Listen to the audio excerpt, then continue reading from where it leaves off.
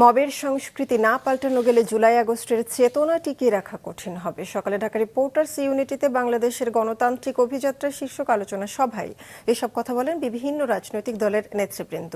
ছাত্র শ্রমিক জনতার গণঅভ্যুত্থানের বর্ষপূর্তি উপলক্ষে গণতান্ত্রিক রাষ্ট্র পরিষদ আয়োজিত এই আলোচনা সভায় অংশ নেন জাতীয় ঐকমত্য কমিশনের সহসভাপতি doctor Ali Riaz, BNP, AB Party সহ বেশ কয়েকটি রাজনৈতিক দলের নেতৃবৃন্দ।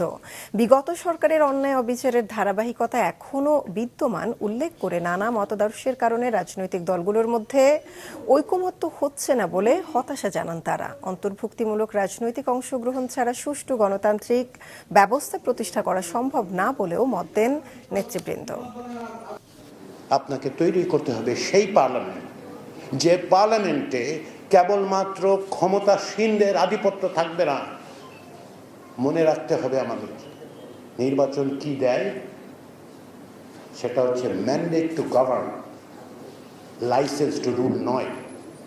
বাংলাদেশের 53 বছরের রাজনীতির ইতিহাস হচ্ছে এই যে বাংলাদেশের রাজনৈতিক দলগুলো অত্যন্ত দুর্ভাগ্যজনকভাবে এটাই বিবেচনা করেছেন যে প্রতিবার নির্বাচনে আমরা বিজয়ী হওয়া মানে হচ্ছে আমাদেরকে লাইসেন্স টু রুল এই ব্যবস্থা দিয়ে দেওয়া হয়েছে। জনগণ তা দেন না।